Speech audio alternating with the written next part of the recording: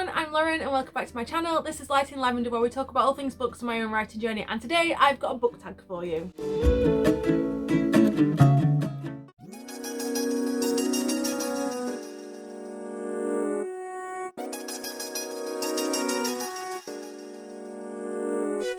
So I was tagged in the Finally Fall book tag by Kat from Kat's Book Corner. I'll leave a link to her video and channel somewhere around. It'll either be in the little cards above or in the description down below, or maybe even both, depends on what I remember to do. And it's been a couple of weeks, so I definitely need to get into this properly. Question 1.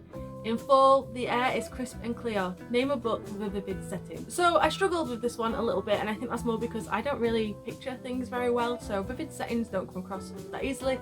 But this book I read recently, and I think it really did have a vivid setting, and that was Mexican Gothic by Silvia Moreno Garcia. This is very vivid. It's got a very sort of like particular vibe to it as well, but I felt like I could picture the house that I was seeing here, and some of the things I don't think I really wanted to picture at all. But yeah, I definitely think this one matches that prompt quite easily. Question 2. Nature is beautiful but also dying. Name a book that deals with a heavy topic whilst also being beautifully written. For this book, I don't actually have a physical copy of it because I have donated it to my library now. However, I think The Plain Truth by Jodi Picoult definitely fits this. Jodi Picoult's writing is really beautiful in a way. I've not read it for a few years, but I remember really enjoying the prose of this book and really enjoying it.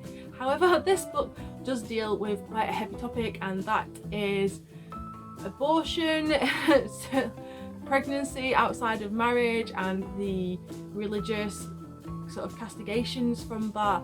We are dealt with a Amish community where a baby has been found dead, unfortunately, and I think it's a police detective. It's either a police detective, a nurse, there's someone investigating it and trying to get to the bottom of what's happened, and it turns out, well, I don't want to go into it too much, but it does deal with the sort of the castigations from the community and the way the Amish community views sex outside of marriage and pregnancy outside of marriage, and how that is viewed in the community, and how this led to the event the book starts with.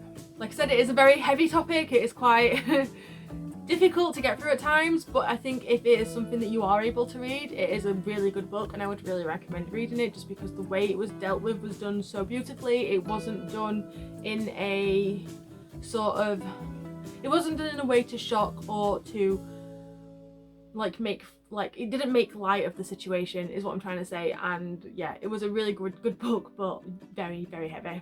Question 3. Fall is back to school season. Share a non-fiction book that taught you something new. For me, that is Rule 1 by Phil Towns. This is a investing book that I read, I think it was the end of 2020 that I actually read this, but it was useful to read in order to understand the importance of value investing rather than doing like option trading or day trading. It was an interesting read, and I definitely learned quite a bit from this, and it has enabled me to be able to delve into my own stocks and shares investing with my pension, because I moved companies, so I had like a workplace pension that I just moved into my own pension that I could run myself. So this book helped me understand the importance of like diversification, risk management, all those sorts of really good and enjoyable topics. But if you are wanting to get into the world of investing, this is a good one to read. Phil also has a podcast with his daughter and his own YouTube channel where he goes into a lot of these ideas in more detail. He also has a website, I think it's just rule1investing.com, but I can't really remember. Question 4. In order to keep warm, it's good to spend time with people you love. Name a group or family group that you would love to be a part of or spend time with. This one I really struggled with, because I realised most of the books that I read actually don't focus on like family or group settings. It's normally a relationship, and I get really invested into the relationship and I just want to be a part of that. But I did eventually come across a group that when I read it, I really wanted to be a part of it, and to some extent I kind of wish I was in that world a little bit. But that is the Belgariad series by David Eddings. This is your run-of-the-mill farm boy prophecy story from the sort of like 80s, 90s. It's really easy fantasy to get into. I would call it beginner's fantasy. I think some areas are potentially a little bit contrived, but I also really enjoyed the way that the group connected and the way that they worked together, and I did try to write fan fiction for this many years ago, but where you fell into the story instead.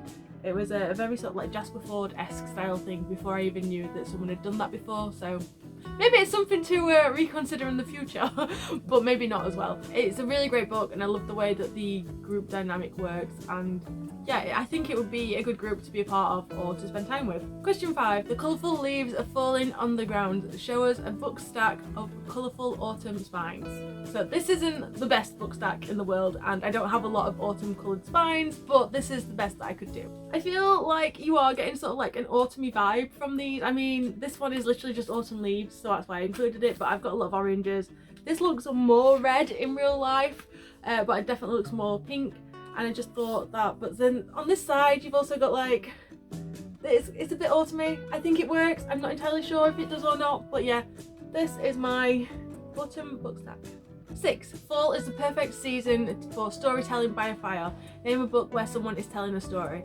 The only one that I could think of was Wuthering Heights by Emily Bronte. That book is actually done as the, I can't remember what his name is. One of the characters is telling a story to someone else, and that is the story of Heathcliff and Kathy and someone junior. I can't remember his name. I want to say Frank, but I think that's because I've been watching Friends. I did enjoy Wuthering Heights. A lot of people don't like it, but I liked the fact that they were all flawed and that it was a terrible set of characters, to be honest. I thought it showed the real life experience in a new way, and I don't think it shied away from some types of people, which a lot of fiction does. But yeah, that book is told, I want to say Nick, but it's not Nick. That'd be Gatsby. But again, Nick from Great Gatsby, that one would work as well for this prompt, but that's not the one I thought of at the time. 7. The nights are getting darker. Share a dark, creepy read.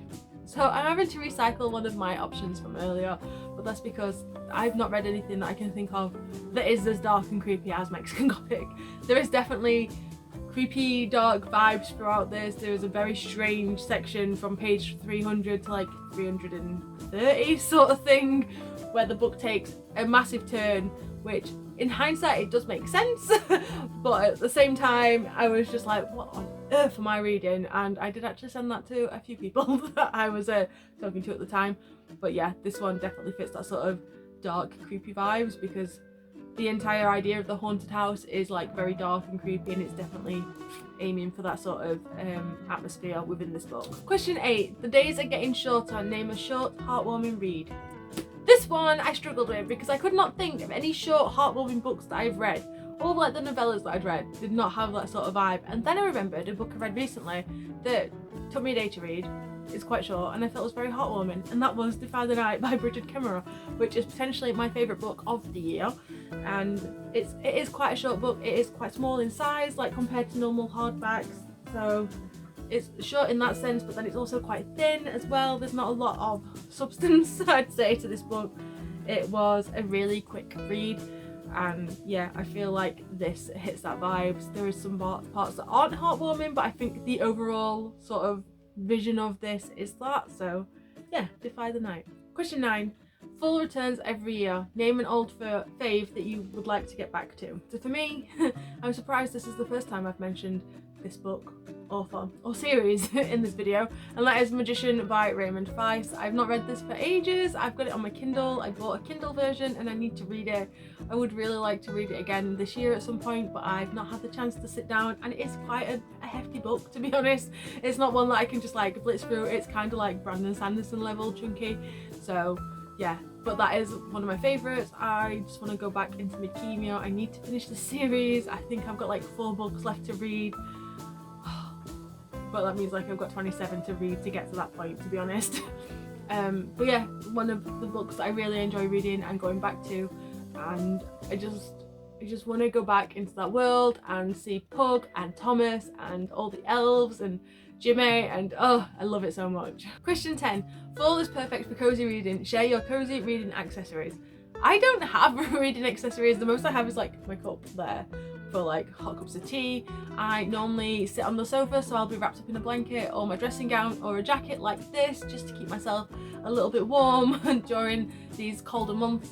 But I don't really have accessories per se, and they're just sort of like run of the mill. I've just got an old purple blanket that I've had for what, 8-9 years now, and a dressing gown that I've had for about the same amount of time. It's nothing sort of like special. I wear these and use them all year round. It's not just for reading, it is just to keep warm. And 11, tag some people to do this tag. I don't know who's not done this tag, so I'm not really gonna tag anyone. If you do want to do this, I will leave all of the questions in the description down below, and if you do decide to do this tag video, let me know so I can go and give your video a watch and see what you answer for all these fall themed questions. If you like this video, don't forget to give it a like, and if you want to see more of my videos, don't forget to hit subscribe. There's a new one out every single week. I hope you're all well, and I hope you stay safe, and until next time, bye!